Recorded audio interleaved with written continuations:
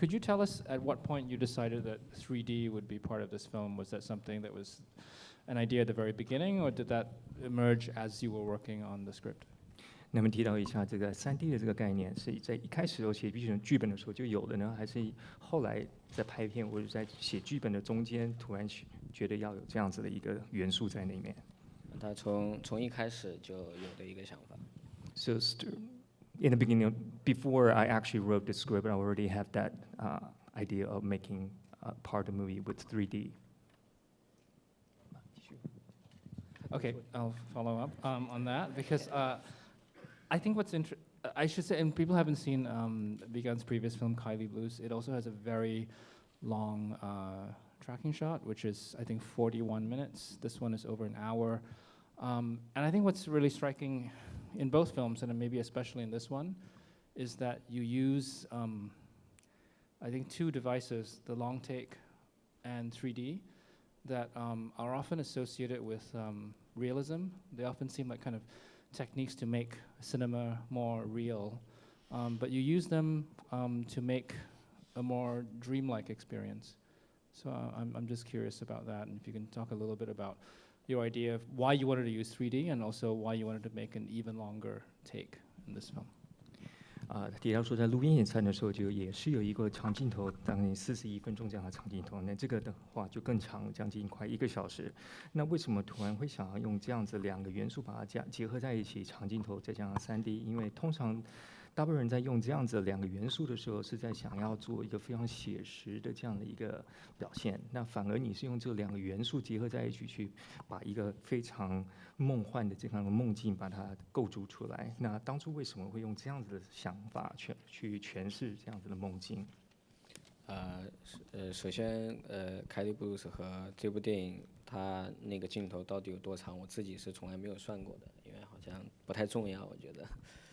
So in Kaili Blues, I didn't really count how long that take was because to me, the length of the take is not that significant. 然后使用3D有很多个原因，我说2个比较有趣的。第一个原因应该就是我们那个时候男主角已经胖了，所以我觉得3D可以让他看起来更消瘦一些，这第一个原因。So the reasons for the 3D elements actually manifold, and I'm going to share with you some, I guess, more humorous ones. And one of which is that the main lead, as you seeing here, Huang Jue, he was gaining quite a bit weight at the time. So I thought that maybe using 3D is going to slim him down a little bit. 第二个原因是，现在观看电影的方式越来越发达了，我们可以在网络上，可以在手机上很方便的看电影。但是，我非常支持这样随时看电影的一个形式。但是好像最开始电影发明的时候，那种火车冲过来的那种感动，好像慢慢的已经消退了。所以我觉得是不是应该找当时初恋的感觉，就大家一起戴上3D 眼镜，然后共同再体会一次一起看电影的感觉。And the second reason is because I do think that because of advance of technology, a lot of people, they are now watching films either streaming online or they're watching on their cell phones or mobile phone or smartphones. So I do think that there's certain movie magic somehow disappeared as a result of using this type of devices. So I really think that if we can fall in love again or go back to the first time we fall in love watching that train running towards you in the cinema, collectively sitting there watching in synchronization, and that is the experience that I want to somehow encourage people to have, to make a 3D film so that you are forced to actually sit here to watch this together collectively and enjoy the magic of film. 我觉得他是想多卖点电影票。But to me, I think that it's because you want to have a better ticket sale because it's more expensive to watch a 3D film. 然后可以再说点正经的关于3D 的。So now I'm going to share with you a little more serious reasons why I'm using 3D as an element.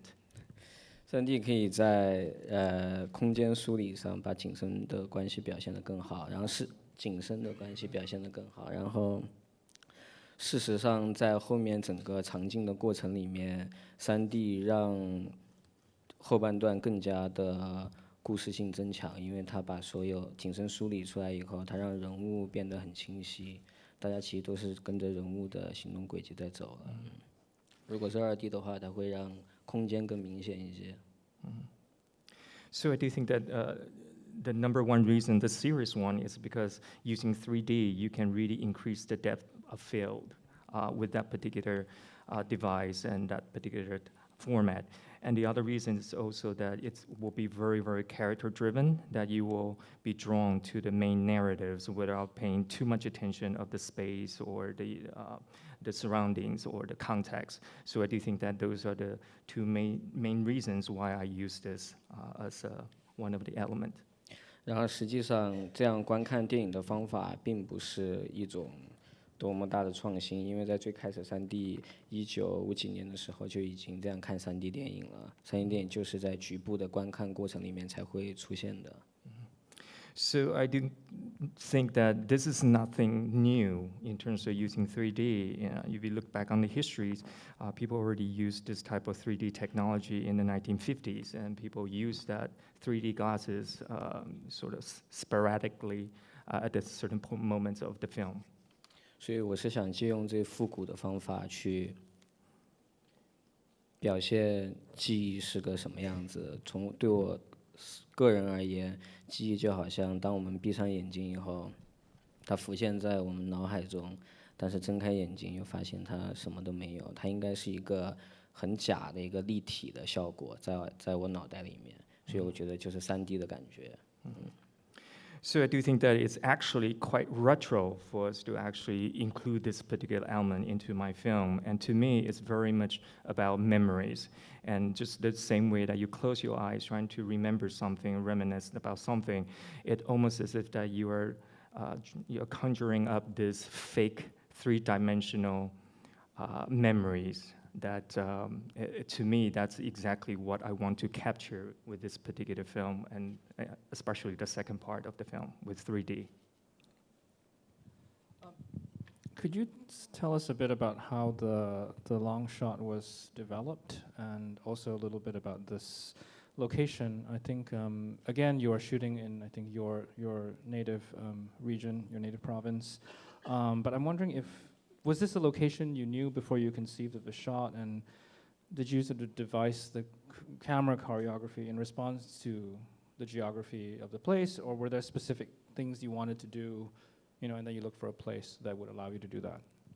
想了解一下说这个长镜头拍片的这个方式，那尤其是在地点这块，您选择了凯里还是回到原来那个地方去？那当初是因为凯里的这样子的一个地貌，或者是就是景色啊，或者是这样子的地形，你才会开始去构思这样子怎么样去调度，怎么样去把这个长镜头这样一气呵成的把它拍起来，还是说是用另外的方式才想到说不是因为凯里的关系才想要拍这个长镜头？事实上，应该是在拍《Kaili Blues》的时候，那个时候我就已经在那个场景的地方拍过一个场景，但那个地方实在对我吸引力太大了，我心想应该花很多时间拍一部电影，专门为那个一整块区域那2-3公里的距离专门拍一个电影。后来就开始写了，那个地方是一个废弃的前苏联留下来的一个采矿的地方，后来被当地作为监狱，后来监狱也废弃了，犯人都迁移了。就完全是一个废墟，挺迷人的，我觉得。So to me, when I made the film Kaili Blues, I already shot this particular long take at this particular location. I do think that there are certain things I would still want to capture, and I didn't have the chance to do that with Kaili Blues. And I really think that it's not just the one that you can see from Kaili Blues, and there are other things in the vicinity of 2 to 3 kilometers that I really want to use a film that can really pay its respect to this particular place and give it justice. So I decided to focus on this particular location and its vicinity. And this used to be a mine shaft or a mining factories during the Soviet Union time, and it was long abandoned and afterwards turned into a prison. And that prison was also abandoned, and now it's just this ruins and dilapidated ruin that I found amazing and attractive that I really want to make a film about it. I'd like to hear you both of you actually talk about the preparation and the execution of this shot, and you talk about just the process of rehearsing it and working with actors and your cinematographer. How many times did you rehearse? How many times did you actually shoot? And which I know that you actually worked with several cinematographers on this film too. 那想两位都回答这个问题，就是这个整个的准备的过程、排练的过程，然后拍摄的过程，总共经历了什么样的状况？那知道说这总共有不止一个摄影师拍了这一段，然后到底总共拍过了几次，拍了几条，然后之前的排练状况是怎么样？拍过2次，然后第一次拍过2条吧，好像3条，第二次拍了5条，对，排练可能排了1个星期，第二次准备了很长时间，可能准备了几个月，但是排练排了10天，最后倒数第2条成功，最后2条只有2条是成功的。So we tried it twice, and in terms of the 2 shooting days, and the first time we did 3 long takes, and the second times we did 5 long takes, and that's the actual execution of this particular 1-hour sequence. Whereas the preparations actually take months before we actually could put everything together, and then went on with the long takes that the twice, 3 plus 5 long takes that we did. And the rehearsal process actually took 10 days for us to actually rehearse everything before we went on with the long takes.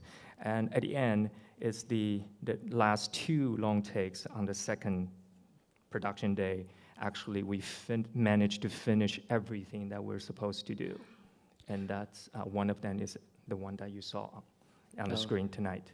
然后在拍长镜头的时候，黄觉已经成为导演组的一个重要的工作人员了，因为除了我以外，最了解整个段落的就是他，所以导演组基本上除了跟我沟通，都要跟他沟通。So since Huang Jue is the one who actually know the ins and outs of this particular long takes, and he actually is the most knowledgeable about where someone should be there and when, and therefore in terms of this whole my teams of assistant directors and other crew members, they really need to take cues from Huang Jue because he knows everything. 所以我觉得他应该学到了我很多调度上面的技法。So he definitely learned a lot in terms of mise en scène and this whole coordination and choreography of all these various movements. 下面就可以做导演。然后我很难再拍别人的电影。And that's the reason why it's very difficult for me to be part of other films because this is such an interesting experience I had. I think what's really interesting about the long take is not just that there's this extreme precision in planning and choreography, but you've introduced like quite a lot of element of chance and kind of randomness, and you have the ping pong match, you have the pool hall scene where they have to, shoot the ball, land the ball, and also you have the wild horse, and so I feel like you've introduced all these elements of unpredictability into what is otherwise a very choreographed shot. So can you talk about why you wanted to do that? 那在这样子的长镜头里面，除了这些很精确的这样子的场景的调度和安排，但是还有很多一些非常偶发式没有办法控制的这种片段，包括这个乒乓球的这个打乒乓球和打台球，还有这个野马的那段戏，那为什么会希望有这种那种无法控制精确控制的这样子的场景出现？因为我们长镜头的那个摄影指导，他拍过电影叫《野马》，所以就会有野马。Because one of our cinematographers is David Chichelet, and he is a director for Mustang, and therefore we definitely need to have a wild horse in my film. 然后我其实是一个很喜欢体育的乡镇青年。So I am someone from a small town who is very, very much into PE and sort of physical and athletic activities. 对，我下飞机第一件事情是查那个纽约尼克斯的票。So the first thing I actually landed here in New York is to check out tickets for Knicks game. 然后我觉得很多体育的运动在这个长镜头里面会让我觉得更感兴趣一点。So to me, it's one way to make this particular long take and sequence even more interesting by including certain athletic activities and movements and scenarios. 事实上，我觉得像比如说打台球什么的，它可以让整个段落让他们两个人的关系发生得更优雅一些。然后我们看起来其实很难，因为它是无序的、随机的。但是我跟 David 说，就跟那个摄影指导说，你只要跟住那个白球就行了。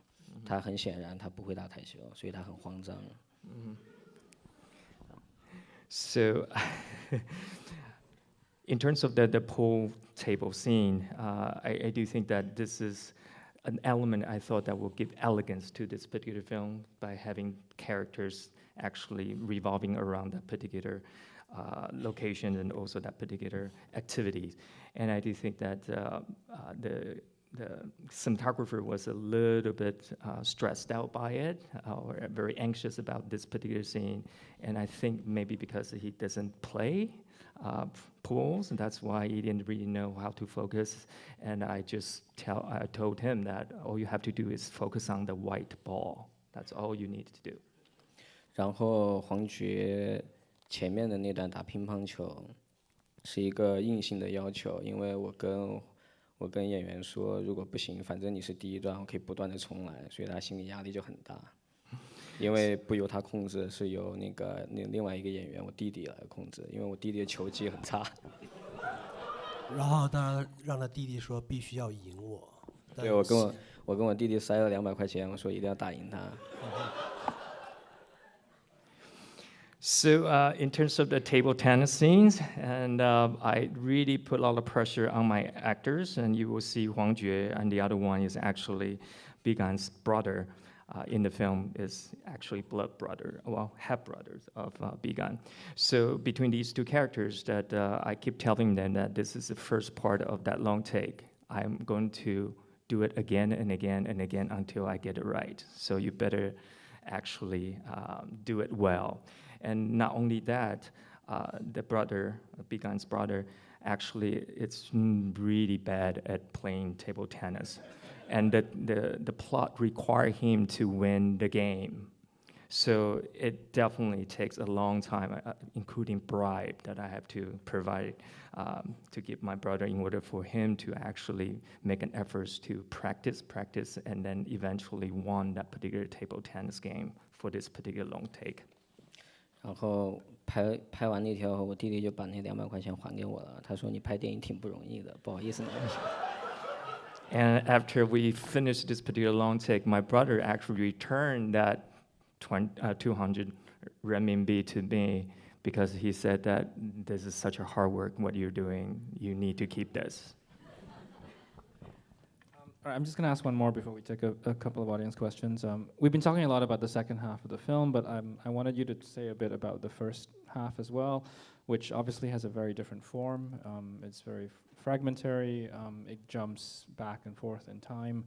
And it's really kind of the opposite in terms of the language of the film. And I'm wondering if that was as planned. Was that very close to the script, or was that something that you played around with in the editing, given how fluid the sense of time is? 那我们刚刚就一直在谈的是第二段的，先谈一下第一部分呢，在形式上呢是非常的跟第二段完全是刚好是相反，是非常片段性的、破碎的，而且在时空上面是前后这样子互换互替的。那一开始的时候，在写剧本的时候就已经把这样子的结构，前段后段的结构，从片段式的到最后是一气呵成一个镜头的这样的方式都已经写起来了，还是说你最后的是在剪辑的时候才开始把第一段的把它剪成这样子叫破碎瓦解的，然后第二段把它维持一个长镜头？从一开始结构上面就已经这样确定了，但是后面拍完以后发现素材很多，所以在剪辑里面做了很多处理，让前面变得更简洁一些。要不是按照原来的，它前面应该会很复杂。但是整个结构想法前面是破碎的，后面是持续的，是从一开始就已经设定好了。So the concept and the structure of having the first part as very fragmented, very, very fractured, and the second part is going to be this one long sweeping take, it's very much the design I already had in the beginning. And I think during the editing process, I just took a little more time for the first part to really cut it in such a way and edit in such a way that it will be cleaner.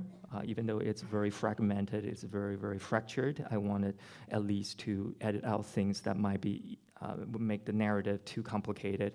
And so in order for me to really tell the story clearly and cleanly, and that's what I did. But the structure was there in the beginning. 然后在拍完前面那部分以后，后面那部分其实我们要花很大的勇气才去拍它，因为前面完全已经成为一部独立的电影了。就是很多次大家都在看着我，我看那个眼神我就知道是别让我拍后面的了。So since we actually shot quite a bit in terms of the first part, and we edited down so much so that we still have a lot we can actually cut a complete feature film without actually get into the second part. So I think that a lot of the crew members, towards the end, they would look at me as if that, why do we need the second part? Can we just not do that and then just keep the first one and cut that into a complete film? All right, it's late, but I think we have time for a couple of audience questions. Do we have microphones? Yep, okay. So if you want to raise your hand, somebody with a mic will get to you. Do I see any hands or? Yep. No? No hands? All right. Fantastic. Oh, sorry. Fantastic film. I think it is the best film I've seen all year. I wanted to ask you who and or what were your biggest inspirations for the film? 我妈， My mother. 因为那个后面3D 的那个，因为3D 的那个汤唯演的那个角色凯珍的名字就是我妈的名字，没骗你。So the 3D part, the female character, her name is Kaizhen, and Kaizhen is actually my mom's name, honest to God.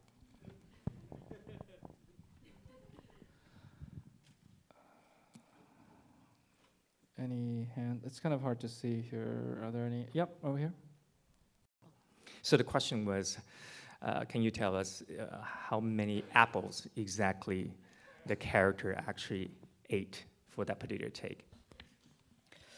好像我没做过这个记录，应该吃了好几个，因为作为导演好像不太关心他们吃了几碗面，吃了几个，就一直在拍，然后哭了几次我也忘了，反正但是我们用的应该是第一个苹果，我只能确定它第一个苹果。I lost count, and I think as a director, I didn't really count exactly how many apples the actor actually ate or how many times they cried for this particular scene. But one thing I know for sure I can tell you and share with you is that what you saw on the screen is the first apple he ate. 然后在长镜头的时候，3D 部分其实黄觉也在吃完一整个苹果，但是因为整体需要道具去配合。然后那个道具呢，老去做那些机械的事情，所以他手上全部那种机油，每次他递给黄觉的苹果都是充满了汽油的苹果，但每次黄觉都得把它吃完，所以他哭泣是因为真的很难吃。So for the long take, also the apple eating scenes from Huang Jue, it's actually quite interesting just because that Huang Jue, because most of the prop people, they pay more attention to the engineering, the engineering side of that particular shot. So usually they have very, very oily hands with gasolines, with other lubricants that they're using for the machineries, and they will then grab the apple and give it to Huang Jue. And therefore, every time when he ate that particular apple, it's written and it's covered with the grease and the gas, and that's why it was so natural for him to start crying for that particular scene. 有点激动，不好意思。那个这次写剧本的时候写诗了吗？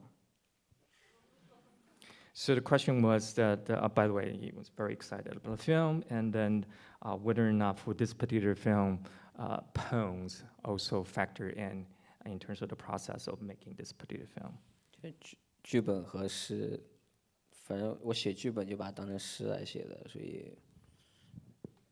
So to me, they are one. So the way I write script is the same way I write poems, and I see they are the same thing. 而且诗都是给很重要的人的礼物，然后剧本成型的过程，我不会去写作它。 So to me, poems is even more precious gifts that you show your honor, you show your respect, and you give that as a gift to another person. And for me, making this film, I do not really think about whether or not I need to incorporate a poems into this particular film. To me, the film itself is poetry itself. 然后感觉你旁边那个同学对我刚才回答很不满意。 Yeah, I can sense that 那个红衣服说我妈妈那个。the friend sitting right next to you probably don't really like my answer. All right, last question, the bench at the back. Bi Gan 导演您好，我之前看过报道说您曾经考虑过使用 VR 技术来拍最后的这个1个小时的长镜头，如果有这个打算的话，是什么让您最终放弃了用 VR 技术来呈现这一段？然后您觉得您之后的电影会采用 VR 技术吗？您觉得 VR 技术对于电影未来的这个技法的探索会有什么新的方向？谢谢。So many parts. The question was that I was told, or I heard from the report, that you at first thought about shooting the 3D parts in VR format.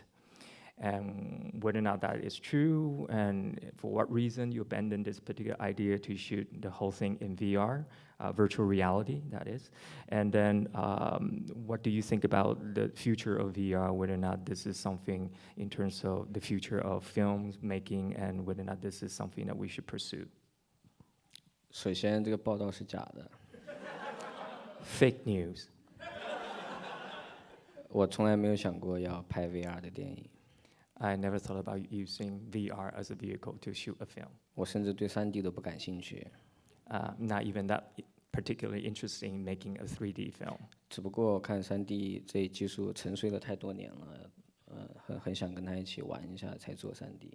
So I do think that we have been neglecting this concept called 3D viewing for a long, long time. That's why I mentioned that it's a very retro act of my the way I want to go back to where we were before, and that's why I take on 3D.